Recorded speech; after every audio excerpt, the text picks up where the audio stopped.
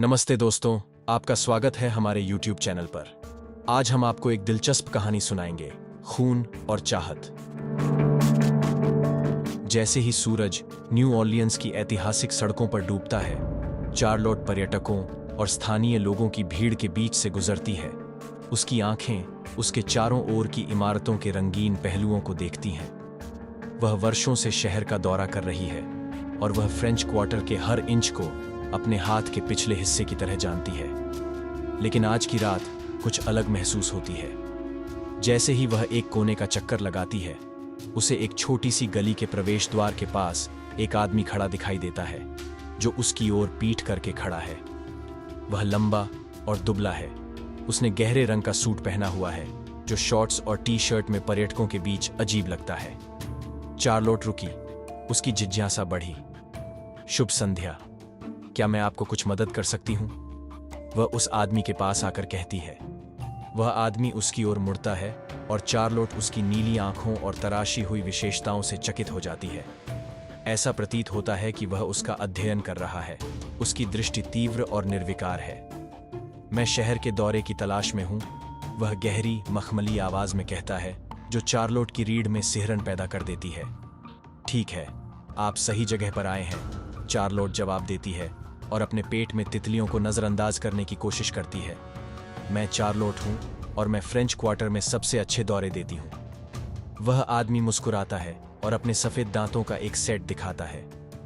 इसके बारे में मुझे कोई शक नहीं नजर आ रहा, कहता है। चार्लोट चलना शुरू करती है और उस आदमी को अपने पीछे आने का इशारा करती है। जैसे ही वे हलचल भरी भीड़ के बीच से अपना रास्ता बनाते हैं, चार्लोट उसकी पीठ पर उसकी निगाहों को महसूस कर सकती है, जैसे कि वह उसकी आत्मा के अंदर देखने की कोशिश कर रहा हो। वह इस भावना को हिला नहीं पाती कि इस आदमी में कुछ अलग है, कुछ अलौकिक है। अंत में वे अपने गंतव्य पर पहुंचते हैं, जहां दुकानों और रेस्तरां की एक पंक्ति के पीछे एक छोटा सा आंगन होता है। चार्लोट प्रसिद्ध संगीतकारों, रानियों और भूतिया प्रेतों की कहानियां सुनाते हुए क्षेत्र के इतिहास को याद करना शुरू करती है। वह आदमी ध्यान से सुनता है, उसकी आंखें चार्लोट के चेहरे से नहीं हटती। जैसे ही दौरा समाप्त होता है, चार्लोट उस आदमी की ओर मुड़ती है, जो कई मिनट से चुप है। क्या आपने दौरे का आनंद लिया? वह पूछती है। उसका दिल उससे भी तेज धड़क रहा है जितना वह स्वीकार करना चाहती है। आदमी सिर हिलाता है, उसके होठों पर एक फीकी मुस्कान खेल रही है। मैंने किया। वास्तव में मुझे लगता है कि मैं इस शहर के बारे में और अधिक जानना चाहूंगा। क्या आप मुझे और जगह दिखाने में मदद करोगे? चार्लोट झिझकती है, सोचती है कि क्या उसे इस अजनबी पर भरोसा करना चाहिए। लेकिन उसकी आंखें उसे बताती हैं कि वह खतरनाक नहीं है। वह बस किसी ऐसे व्यक्ति की तलाश कर रहा है जो उसे रास्ता दिखाए। जरूर, वह अंततः मुस्कुराते हुए कहती है। मैं मदद करने के लिए खुश हूं। जैसे ही चार्लोट और रहस्यमय आदमी गैब्रियल शहर का दौरा जारी रखते हैं, वह उसकी ओर आकर्षित हुए बिना नहीं रह पाती। उसकी अलौकिक आभा और भेदने वाली निगाहों में कुछ ऐसा है जो उसके दिल को धड़कने पर मजबूर कर देता है। लेकिन जैसे ही वे फ्रेंच क्वार्टर की तंग गलियों से गुजरते हैं, चार्लोट को एहसास होता है कि कुछ ऐसा है जो वह उसे नहीं बता रहा है। अंत में गैब्रियल ने चुप्पी तोड़ी। चार्लोट, मुझे तुम्हें कुछ बताना है, वह धीमी और गंभीर आवाज में कहता है। चार्लोट अपनी जगह पर रुक जाती है। उसका दिल जोरों से धड़क रहा है। वह बता सकती है कि गैब्रियल जो कुछ भी प्रकट करने वाला है, वह सब कुछ बदल देगा। गैब्रियल आगे कहते हैं, मैं अन्य पुरुषों की तरह नहीं हूं, चार्लोट। मैं इंसान नहीं हूं। चार्लोट उसे अविश्वास से देखती है, ये समझने की कोशिश करती है कि वह क्या कह रहा है। आपका क्या मतलब है? क्या तुम किसी प्रकार के राक्षस हो? गैब्रियल ने सिर हिलाया। राक्षस नहीं, चार्लोट, एक पिशाच। इस जानकारी को संसाधित करने का प्रयास करते समय चार्लोट का दिमाग दौड़ने लगता है। पिशाच महज एक मिथक है, एक किंवदंती है। लेकिन जैसे ही वह गैब्रियल की आंखों में देखती है, वह देख सकती है कि वह सच कह रहा है। गैब्रियल एक कदम उसके करीब आता है। उसकी आंखें तीव्र होती हैं। मुझे पता है कि इसमें बहुत कुछ शामिल है चार्लोट, लेकिन मैं इसे अब तुमसे और नहीं छिपा सकता। मैं आपके प्रति ऐसा आकर्षण महसूस करता हूं जैसा मैंने पहले कभी महसूस नहीं किया, और मुझे आशा है कि आप मुझे वैसे ही स्वीकार कर सकेंगे जैसे मैं हूं। चार्लोट एक गहरी सांस लेती है, अपने दौड़ते दिल को शांत करने की कोशिश करती है।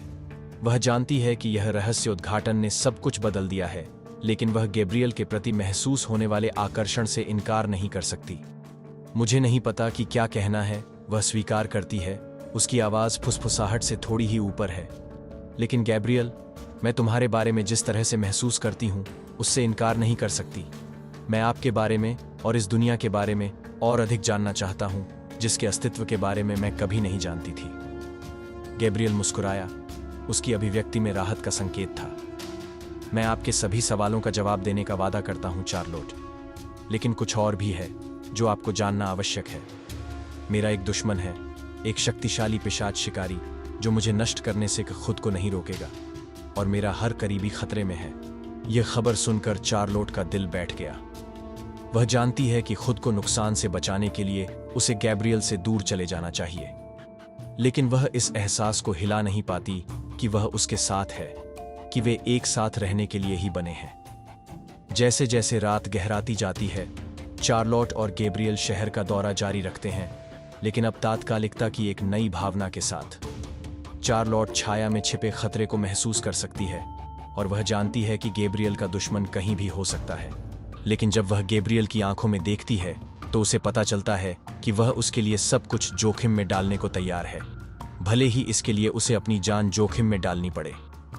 धन्यवाद दोस्तों, आपने हमारे YouTube चैनल पर आकर इस कहानी का आनंद लिया। हम आशा करते हैं कि आपको ये कहानी पसंद आई होगी। हमारे चैनल पर और भी कहानियों का आनंद लेने के लिए सब्सक्राइब करना ना भूलें। फिर मिलते हैं अगली कहानी में।